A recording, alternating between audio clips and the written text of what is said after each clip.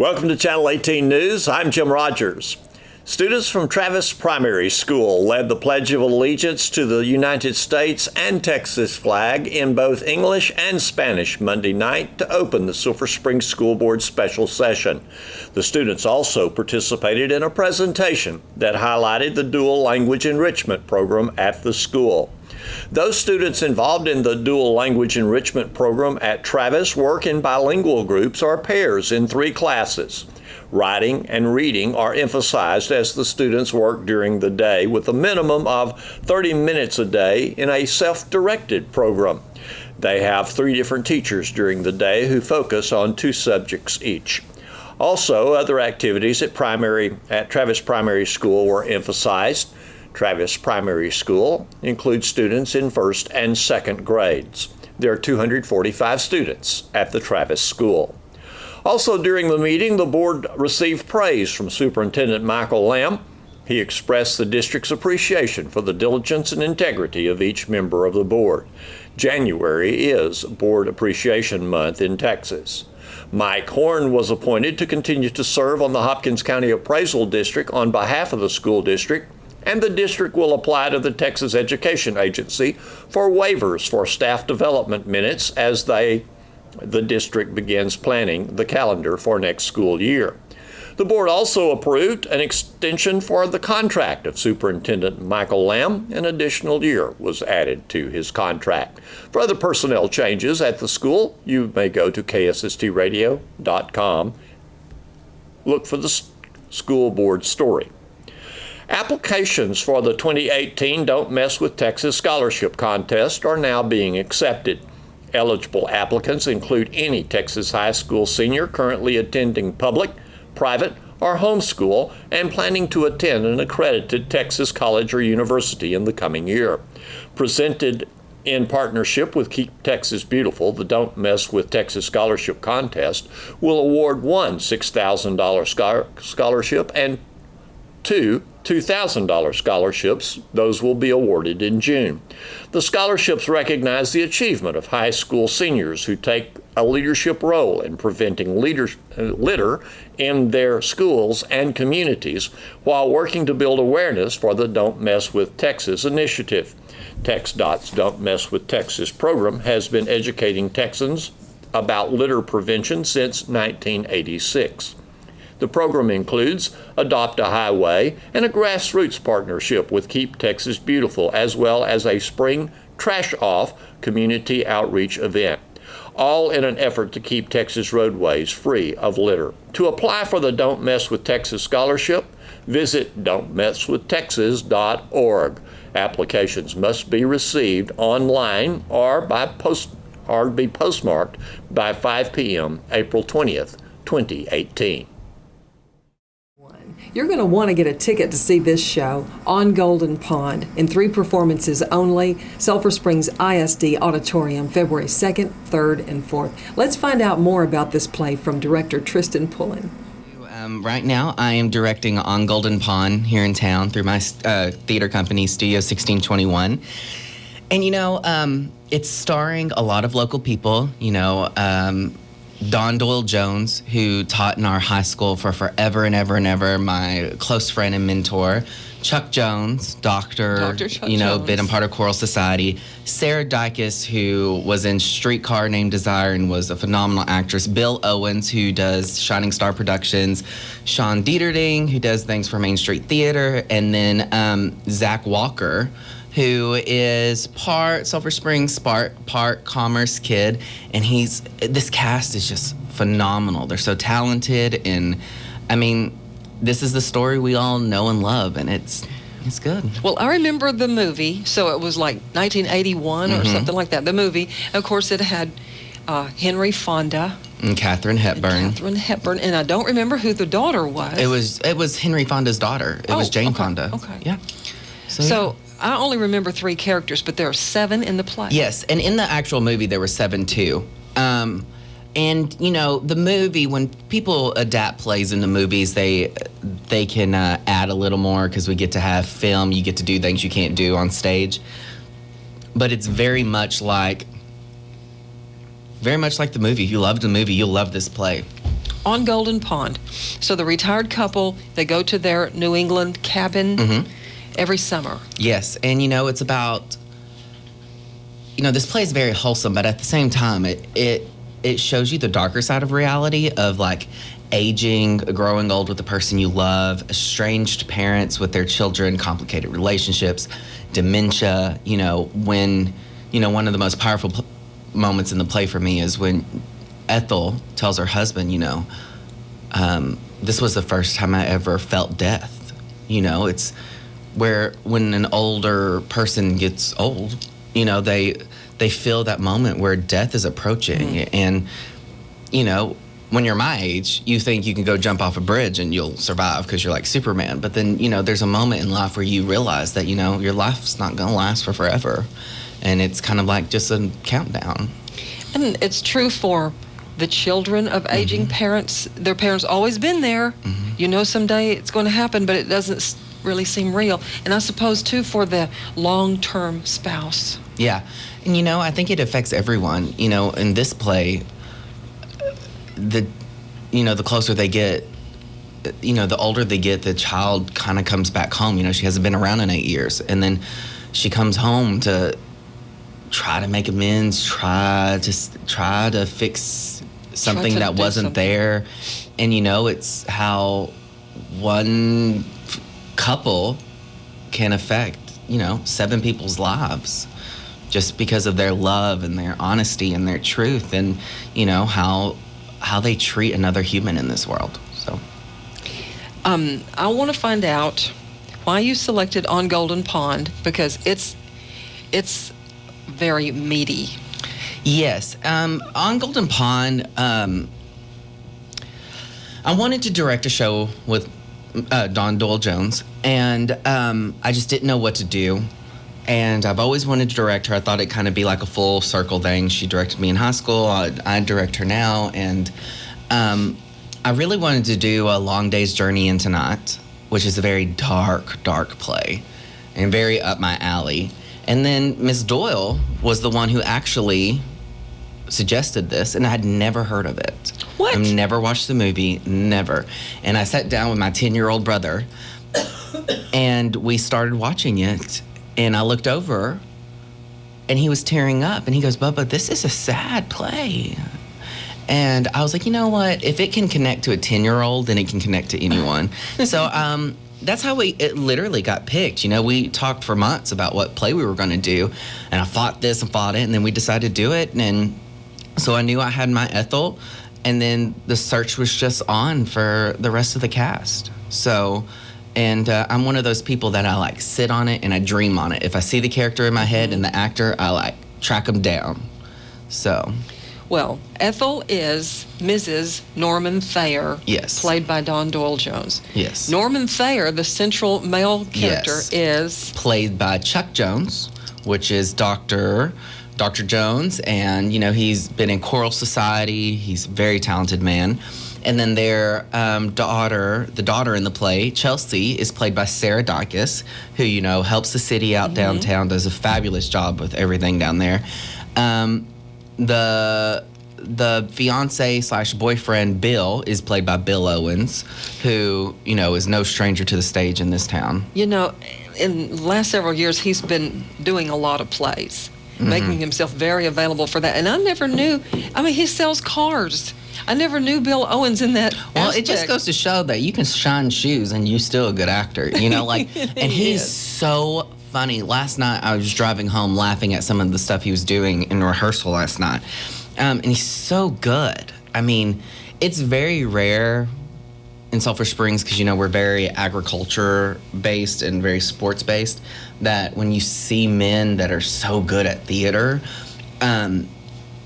and he's just phenomenal. If I told him to jump on one leg and dance like a chicken, he'd do it, and he wouldn't break character. He's so good.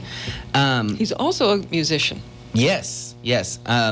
And then Zach Walker, he plays Billy Ray, which is the son of Bill Owens in the play, and he plays that young 13-year-old boy who's disrespectful, and there's a huge transition in his life when he goes to On Golden Pond. And I think that and he's great too. He's young, but I hate when people judge people because they're young, judge them by their talent. His talent speaks for itself. And you already knew him through Midsummer Night's Dream. Yes, he played one of my male fairies when I did it. I love his aunt, Chrissy Coopler, and we, they helped me out so much in Midsummer. He was my first choice when I was trying to catch someone because I just knew he'd be perfect for it. And then there's a mailman. Yes, the mailman. Sean Dieterding plays that. And I saw him. I had no clue who Sean was. I went to see the Christmas play at Main Street when I came home. And I remember at intermission texting Cindy Lancaster, who was in it too, while she was backstage. And I was like, this man is so good. Like, I need him in my show. And then she asked him for me, and he's been there, and he is great. This play is so unlike what I normally direct. That's what I wanted to bring up. It is a traditional story, yes, with traditional values. Let's say you like doing things more abstract. Yes, I like doing things that are kind of like high concept art and that like pushes the boundaries. And this is just, going to the TV and turning Turner Classic Movies on. It is something that the whole family can go sit, watch, and enjoy. It's not something that you're laughing all the time. It's not something you're crying all the time. It's just live. Mm-hmm, it's alive. I know that Dawn was correct in suggesting this to you because it will have very broad appeal in our community. And I'll say that tickets have sold faster for this show than any show I've ever directed here. Speaking of tickets, how do they get them? Well, you can call 903-335-1364 and reserve them, or you can go by Janine's Country Cottage and pick them up. If you know a cast member, they have tickets and pick them up from them. Okay. They're very accessible. Or you can just pick them up at the door, too, the day of the shows, which are February 2nd and 3rd at 7 p.m. and Sunday the 4th at 2 p.m. So 3 performances? Yes, ma'am, at the Civic Center / High School Auditorium. Only 3 performances, but we seat a lot of people in there. Yes, we seat a lot of people there. And this play's very emotional. It's hard emotionally, especially for the older characters. And I didn't want to push the actors that far. Even in rehearsal, it takes a lot out of them because, it's just one of those plays. Speaking of that, I want to know how it is challenging you in rehearsals and challenging you to direct your teacher. Oh. And not just any teacher. But Dawn Doyle is a force. I love her. I love her dearly. And she's taught me everything I know. Even in college, I come back to exactly what she taught me. And it's just hard because, I don't ever want to disappoint her. We talk 4 times a week. She's just like a second mom to me. And, if I do something bad, my mom threatens to call her because I'm terrified of her. And, I'm always trying to please her. So I'm trying to push myself in rehearsals and getting things. And, there's moments where I'll say something and she's in the corner just shaking her head. Yes, that's exactly what I was thinking. And, it's this moment of reassurance. But, at the same time, it's like, I said this in an interview earlier about the show, is that when this play's done, I don't care if the people in Sulphur Springs like it. That's not why I did this. I did it for her, and I did it for us. And it's this beautiful thing when something can come full circle. And when the student becomes the teacher kind of thing. But, yeah, I'm still learning from her in the rehearsal room, watching her act. I didn't get to see a lot of that in high school. And, when she gets an emotional scene and starts crying, the floodgates open. And she's just an authentic person who's playing an authentic character. And she, it has its challenges, but we love each other, so we'll work it out. Sure. And I sense something in the circle as well, just as we're watching these characters and their lives as they play out and how they interconnect. same. I mean, it's interesting watching you as a director. Yeah. And your choice of cast members, because even Dr. Jones was your surgeon. Yeah, took my tonsils out. And I think one thing that I think that is beautiful about this play is it's like a play about transitioning, whether that's relationships or age. And like, I think every single person in this cast is in a moment of transition. So like, it's something that's kind of helping us through our show. Speaking of transition, you are transitioning. Not immediately. We have you here now. You've got some plans through the summer. Yes. You got a book? Yes, I am writing a book that is going to be published this summer. The title's still working, but right now it's called We Danced. And, I have this phenomenal team of authors around me who've been supporting. They're with Every Indie USA. And Katie Woods and Melinda Harris and Carrie Thomas, all these authors are amazing and they're so supportive. So yeah, that's on the horizon. I'm doing the Crucible this summer. I have 2 other plays coming up in Winsboro, so okay. We'll see. You'll see Tristan around. Be sure and catch this play. Go early so that if you decide to go again, because there's only the 3 performances. Yes. February 2nd, 3rd, and 4th. Yes, ma'am. Tickets are $12? They're $12 at the door, $10 pre-sale. If you call and pick them at the door, they're still $10. And then I gave you 8 tickets to give away on the radio. Yes, we're going to be giving those away. On Golden Pond. It's by Ernest Thompson, directed by Tristan P. Pullen, and coming to Sulphur Springs ISD Auditorium. Yes, ma'am. The first weekend in February. Yes, ma'am. Thank you for bringing all this to us this morning. Oh, well, you're so welcome. Thank you for inviting me. We'll be watching for you. Well, thank you. And your work on stage. Well, thank you. Thank you, Tristan. Come again very soon and let us know about your very next endeavor. I will. Here's Don Julian with sports. The Wildcats soccer team will have their regular season home opener against Pittsburgh at Gerald Prim Stadium Tuesday night. There'll be a JV contest at 5:30 p.m. with a varsity match to follow at 7. The Wildcats are now 6-6 for the season after 3 wins and a loss in the Ice Bowl tourney in Richardson last week. And I talked about that tournament with Wildcat soccer coach Nikki Wiggins. We worked on our organization, throughout the middle, and that kind of benefited from, from the back to creating opportunities. And, the last tournament we went to was really good opponents, and, if we got unorganized, they exposed us. And that's one thing we really concentrated on film-wise and in some practices, and it kind of showed that, we're heading in the right direction. Had an opening loss to probably a good 6A team in South Garland, and then 3 straight wins. Yes, sir.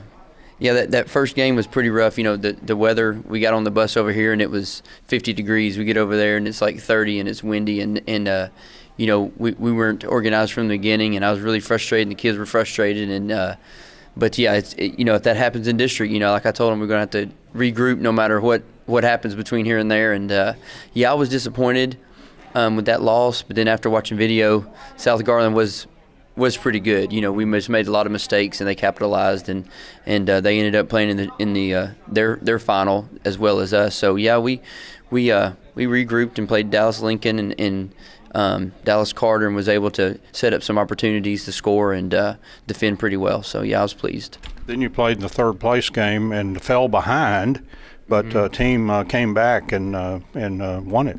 Yes, sir. Burtner was we messed up a few times early on in the game, and they scored.